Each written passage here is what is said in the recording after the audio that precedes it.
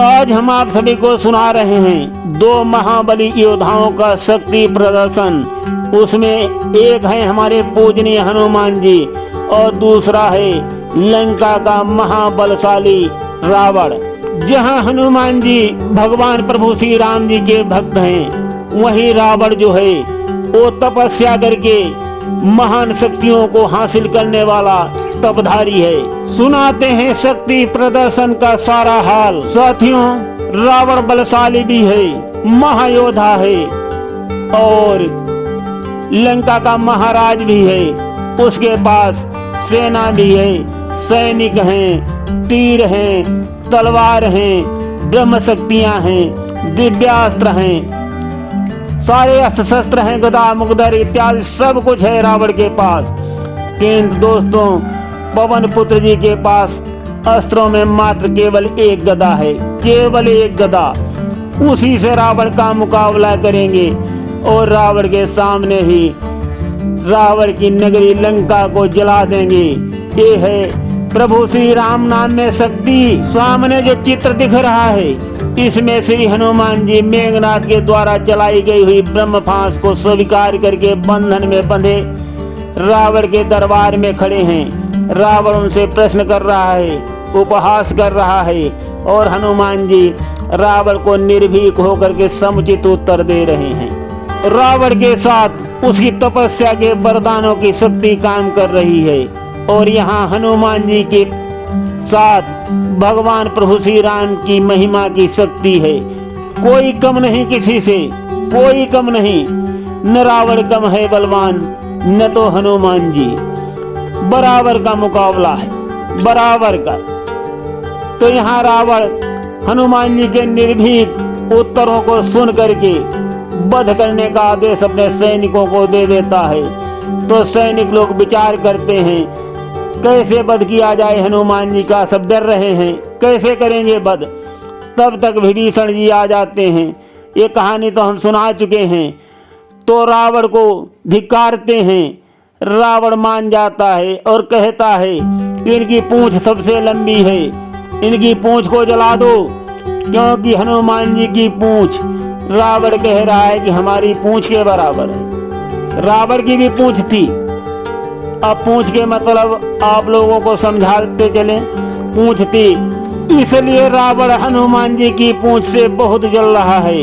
वो सोच रहा है कि वास्तव में हनुमान जी की पूंछ मेरी पूंछ के बराबर ही है। जहाँ जहाँ तक मेरा यश फैला हुआ है और हनुमान जी ने अपनी पूंछ को वहाँ तक पहुँचा दिया, तो हमारी और इनकी पूंछ बराबर है। इसीलिए वो सोचने लगा और उसने आदेश दे दिया कि हनुमान जी की पूंछ को आग लगा दो। जो इनकी पूंछ खत्म हो जाए तब तो हमारी ही पूंछ रह जाएगी। तो रावण अपनी शक्ति का प्रदर्शन कर हनुमान जी की पूंछ को मिटाने का षड्यंत्र रचता है और हनुमान जी अपना शक्ति का प्रदर्शन करेंगे और अपनी पूंछ बचा करके उल्टी रावण की लंका को जलाकर राख कर देंगे। तो सुनिए ध्यान से ये हनुमान जी और रावण की शक्ति प्रदर्शन की कहानी। श्री गुरुजन को मेरा प्रणाम, चरणों में शीश झुकाता हूँ। श्री राम नाम की महिमा का नूतन अध्याय सुनाता हूँ। ईश्वर की अद्भुत माया है, होनी का खेल निराला है। भगवान राम ही जब रूठे तब कौन बचाने वाला है। जिस समय आग में जल पहुंचा तो फल विपरीत लगा फलने। निका सा काम किया जलने, वो आग लगी दूनी जलने। मानो आकाशी झरनों ने पावक की झड़ी लगाई है। श्री राम नाम के दो अक्षर में सब सुख शांति समाई है। उस अशोक के उपवन में सीता माँ आहे भरती हैं। खोले अपने बालों को ये विनय प्रभु से करती हैं। है लाज तुम्हारे हाथों में, अब दूजा कोई उपाय नहीं। हे अग्निदेव मेरे सुत को देखना आँच कुछ आए नहीं। उस अवसर सीता माँ ने प्रभु से अर्ज लगाई है। श्री राम नाम के 2 अक्षर में सब सुख शांति समाई है।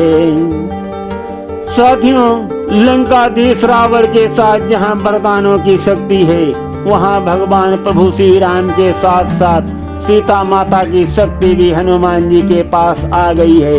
और सीता माता ने साफ साफ अग्निदेव से कह दिया कि हे अग्निदेव, मेरे सुत को आँच नहीं आनी चाहिए, आँच नहीं आनी चाहिए। ये माता सीता ने अग्निदेव को कह दिया है। माता सीता की बातों को स्वीकार कर अग्निदेव जो हैं हनुमान जी के पास भी नहीं जा रहे। हनुमान जी को अग्नि भी बहुत शीतल जैसी लग रही। तो ये देख प्रकृति का चमत्कार अंजनी लाल हर्षाते हैं। जब हंसते देखा हनुमत को तब असुर राज खिसियाते हैं। क्रोधित होकर बोल उठा सब सचिवों को हड़काया है। क्यों हाथ पे हाथ धरे बैठे, क्या उस कपि ने डरवाया है। उस अवसर लंकापति ने सचिवों को डांट लगाई है। श्री राम नाम के 2 अक्षर में सब सुख शांति समाई है। जब रावण हनुमान जी को हंसते हुए देखता है, बहुत खिसिया जाता है कि अरे मैंने तो इसकी पूंछ में आग लगा दी, किंतु ये तो मेरी नगरी को जला रहा है और मेरे ऊपर हंस रहा है। भगवान के भक्त का अगर अपमान होता है तो भगवान को बहुत कष्ट होता है। तो अब कष्ट रावण सह रहा है, जैसे उसने भगवान प्रभु श्री राम के भक्त हनुमान जी का अपमान किया था, उपहास किया था। और अब रावण सिर धुन धुन कर रो रहा है। साथियों, ऐसा ही होता है अगर कोई भक्त का अपमान करता है। रावण अपने वीर योद्धाओं को डांटता है, कहता है तुम लोगों को शर्म नहीं आती, जो एक बानर अकेले हमारी सारी लंका नगरी को जलाए दे रहा है और तुम लोग कुछ नहीं कर पा रहे हो, हाथ पर हाथ धरे बैठे हो। अभी जाओ बंदी गृह में और काल को निकाल करके ले आओ, काल अभी इस बानर को खा लेगा। रावण का ये आदेश सुनकर वीर योद्धागण सचिवगण दौड़ के जाते हैं और काल को बंदी गृह से निकाल करके लाते हैं। तब तक रावण का धैर्य छूटता है। वो देख रहा है कि अरे ये तो मेरे सामने मेरी लंका नगरी को जलाए दे रहा है, पूरी मेरी नगरी जल रही है, चारों तरफ हाहाकार मचा हुआ है।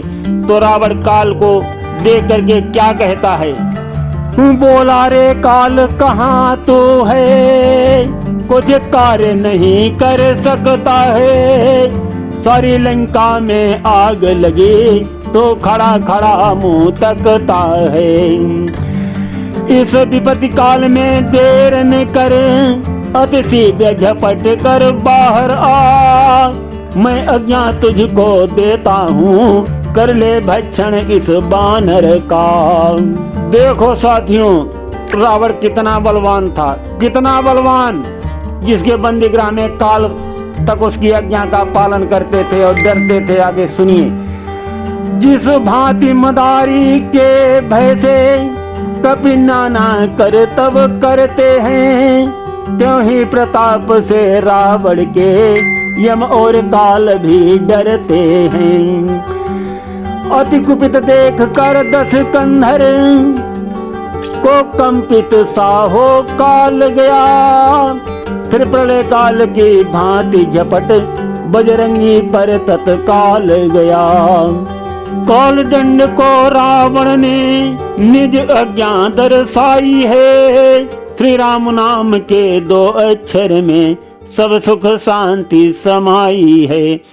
दोस्तों, आप सभी को अंदाजा तो हो ही गया होगा कि रावण कितना बलवान था, कितना प्रभावशाली था, जिसकी आज्ञा काल यम कुबेर सब मानते थे, सब डरते थे, उसके बंधन में थे, बंदी में थे, सभी उसकी आज्ञा का पालन करते थे। और काल भी जो है रावण की आज्ञा को मान करके हनुमान जी को खाने के लिए जाता है। और अब हम यहाँ पर ये भी बता दें, श्री राम नाम की महिमा के आगे काल का क्या हाल होगा, क्या हाल करेंगे पवन पुत्र जी, वो भी सुनते रहिए। जब काल हनुमान जी के पास पहुंच जाता है और कहता है मैं स्वयं काल हूँ, मैं तुम्हारा भक्षण कर लूंगा, समझ जा बानर। तो हनुमान जी क्या कहते, जय कहे कर रघुनाथ की, बोले पवन कुमारी, तुम्हें काल हो सृष्टि के, किंतु नहीं भरतारी। तू लोक जीत कहलाता है, जग जीत बखाना जाता है, पर रामदास का ये शरीर जो काल जीत कहलाता है। मैं स्वयं बना हूँ महाकाल, तुझसे कराल विकराल हूँ मैं, जिसके अधीन तेरी शक्ति, उस महाशक्ति का लाल हूँ मैं। श्री पवन पुत्र ने इस प्रकार उस काल को डांट लगाई है। श्री राम नाम के 2 अक्षर में सब सुख शांति समाई है। तो हनुमान जी ने काल को बहुत तगड़ी डांट लगाई है कि जिसके अधीन तेरी शक्ति है, उस महाशक्ति का मैं लाल हूँ, तो क्या कर सकता है मेरा। आगे हनुमान जी क्या करेंगे काल का सुनिए।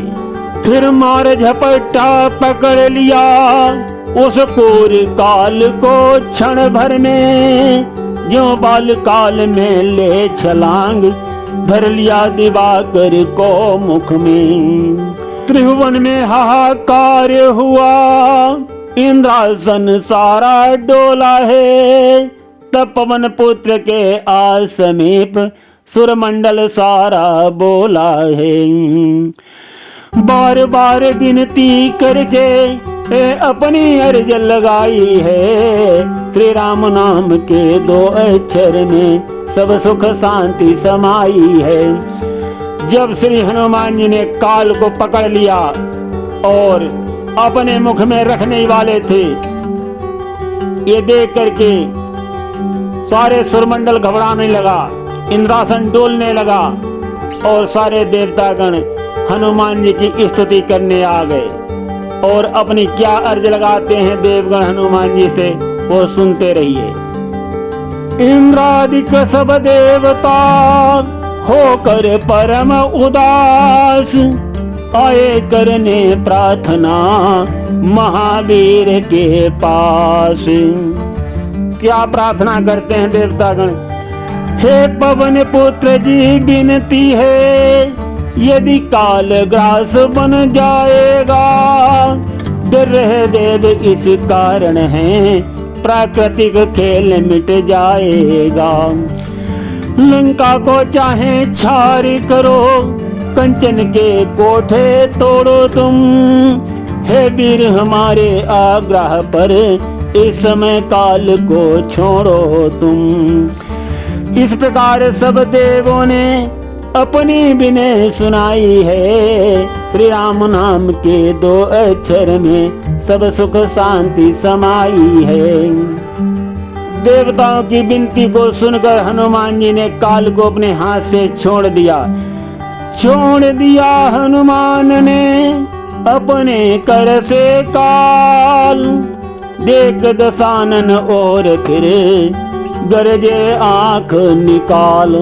हनुमान जी ने देवताओं की विनती को सुनकर काल को तो छोड़ दिया, किंतु रावण की तरफ कड़ी दृष्टि डाल करके गर्जना लगाई। लाल लाल हनुमान जी की आंखों को देख करके रावण भयभीत हो गया। तो साथियों, भगवान प्रभु श्री राम नाम में कितनी शक्ति है। जहाँ इतना तपधारी, इतना वरदानी, इतना महाबलशाली, इतना महाप्रतापी रावण चूर चूर हो गया एक हनुमान जी के सामने। उसके साथ में सारी सेना है, सारे योद्धागण हैं, अस्त्र शस्त्र हैं, हथियार हैं, ब्रह्म शक्तियां हैं, सारे देव नर नाग किन्नर सभी रावण की तरफ हैं, सभी उसी की आज्ञा का पालन कर रहे हैं। किंतु रावण कैसा असहाय है, एक भगवान प्रभु श्री राम जी के भक्त के सामने, और हनुमान जी कैसा चुन चुन करके उसकी लंका का विनाश करते हैं। जो राम जी के भक्त हैं उनका घर हनुमान जी भी छोड़ रहे हैं, उन पे हनुमान जी भी हाथ नहीं डालते। तो मेरे कहने का मतलब ये है, जो भगवान श्री राम का द्रोही है उसको कहीं ठिकाना नहीं मिलता साथियों। और सुनते रहिए गिरीश अध्यात्म ड्रीम में अत्यंत कल्याणकारी और रोचक कथा भगवान प्रभु श्री राम की। आज हम प्रसंग को यहीं पर विश्राम देते हैं, और जहां से हमने प्रसंग को छोड़ा है इसके आगे कल हम वही प्रसंग सुनाएंगे। कल श्री हनुमान जी शनिदेव महाराज को छुड़ाएंगे रावण के बंदी खाने से, और लंका को शनिदेव महाराज की दृष्टि से छार करवा देंगे, छार करवा देंगे। क्योंकि अभी हनुमान जी जो लंका को जला रहे हैं, जलने से सोना और तप रहा है और चमक दिखाई दे रही है, वो चमक भी हम कल मिटा देंगे। सुनते रहिए, धन्यवाद।